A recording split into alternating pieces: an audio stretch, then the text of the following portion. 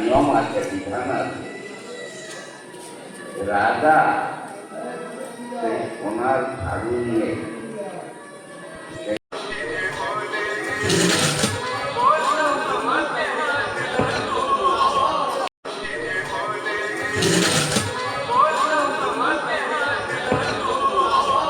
ইচ্ছা আছে যে নদিয়া জেলার বা আশেপাশে যে কোনো জায়গায় সামনেই রয়েছে রথযাত্রা। তো রথযাত্রা সবার পক্ষে সম্ভব না যে সবাই পুরী যেতে পারবে বা দীঘা যেতে পারবে।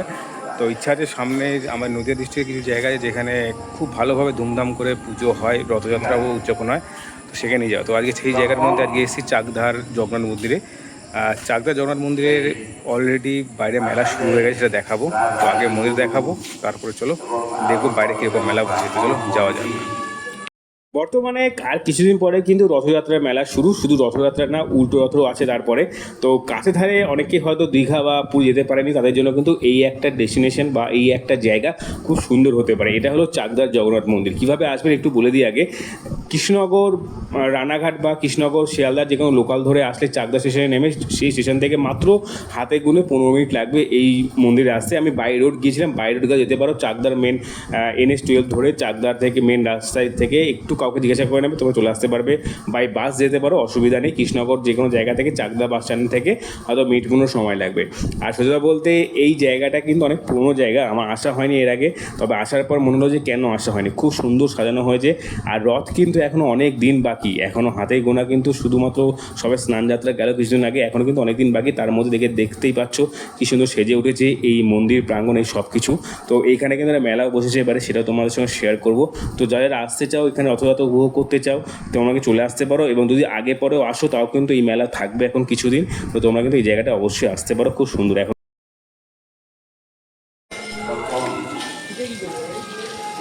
দাঁড়িয়ে চলেছে, তখন তিনি বাঁকাও বাঁকাও ভালো লাগে এবং তিনি মনে মনে তাকে অতিরিক্ত করবেন। আর এটা হলো মন্দিরের ভেতর প্রাঙ্গণ, বেশ সুন্দর। ভালোবাসা হলো দুইজনকে মনের কথা বললেন। পুরুষোত্তম দেব বললেন, আমি রাজ্যে গিয়ে আমি বিবাহ করব। চাকদাতে এর আগেও এসেছি, তবে সত্যতা বলতে এতটা জমজমাট পাবো সত্যি কথা, প্রচণ্ড বৃষ্টি হচ্ছিল সেদিনকে। আর যেদিনকে আমি গিয়েছিলাম, কারণ এখন বর্তমানে যা বুঝতে পারছি কদিন নির্বাচন চলবে, তার মধ্যে কিন্তু এখানে চলে গিয়েছিলাম। তো গিয়ে দেখলাম মেলা প্রাঙ্গণ কিন্তু প্রায় সেজে উঠেছে। তবে হ্যাঁ, এই মেলাটা হয়তো আজকাল নিয়ে হয়তো দুদিন হয়তো শুরু হয়েছে মেলাটা, কারণ এখন পাশে গিয়ে দেখলাম অনেক দোকান এখনো খোলা হয়নি, সব খুলবে। তো রথযাত্রা উপলক্ষে কিন্তু এই মেলা বসেছে। তবে সত্যি কথা বলতে জায়গাটা একটু ছোট, একটু ঘিঞ্জি হতে পারে, কিন্তু তোমরা কিন্তু ঘুরে খুব মজা পাবে, কারণ অনেকটা জায়গা জুড়ে কিন্তু এই মেলা, তারপর এই রথযাত্রার উদযাপন হবে।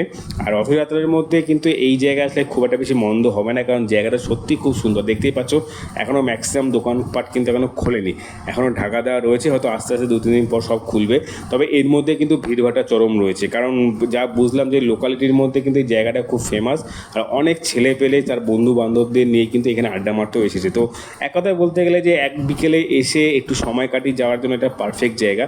এটা যদি রথযাত্রা ছাড়া যদি তোমরা অন্য সময় আসো, হয়তো এরকম দোকানপাট থাকবে না। তো জায়গাটা কিন্তু অন্যরকমভাবে তোমরা পেতে পারো হাতের কাছে। তো একটা অফবিট জায়গার মতো বলতে গেলে, কাছে ধারে ঘুরতে যাওয়ার জন্য কিন্তু এই চাকদার কিন্তু এই জগন্নাথ মন্দির কিন্তু একটা ভালো অপশন হতে পারে।